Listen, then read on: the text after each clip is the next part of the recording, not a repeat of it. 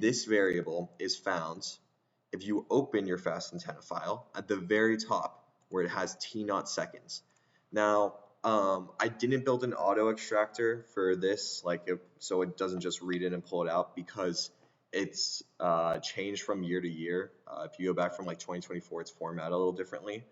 But what you're gonna do is you're just gonna copy these. You can do the whole thing, but you're gonna have to change it. So copy this number, just the decimal places. You can check that this aligns with our event time of,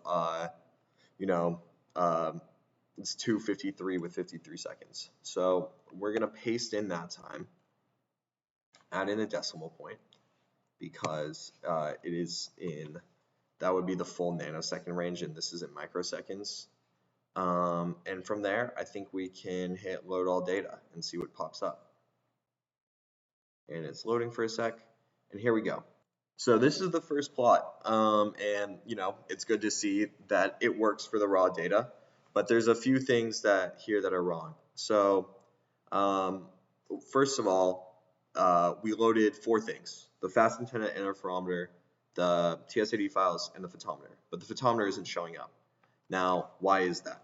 And that's because if you come here, back to your data, the photometer file will give you the time that it triggered at, right? So this is at the second hour, the 53rd minute, and the 52nd second.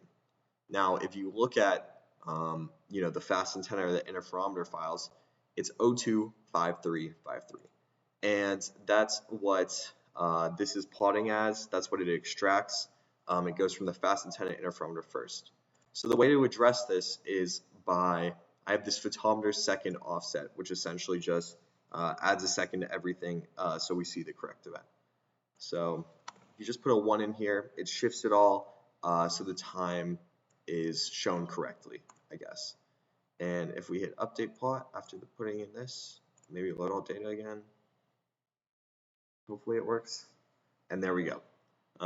So now you can see your 3 photometer channels, the 777, the 391, and the 337. So now from here, this is a good starting point. We can actually adjust the time range a little bit, just to be focused on our event. So you can go update plot like that, and let's say you're only interested in, like for this event specifically, the 777, the red photometer channel is bugged, and we're not using it for analysis, so we can just go over here, toggle that, and turn it off. And you can say the interferometer is behaving a little weird, so instead of being 40 to 0, what if we set this to, like, I don't know, 15, something like that? So, or maybe a little lower, or a little larger, I should say, 20. So you can just play around with it like that and try to figure out, what you like, what you don't like. Now there's still a few things that we need to do. First of all, the interferometer is supposed to track the lightning from the cloud to the ground, right? It detects the very high frequency waves, so it essentially shapes the lightning channel. And obviously, at a return stroke, when the lightning hits the ground, it should not still be at 12 degrees of elevation. That means that the instrument is recording at 12 degrees of elevation in the sky, and it should be more or less 0, because we want it to be 0 elevation at the ground. So we're going to try to calibrate that, or we will calibrate that because it's necessary.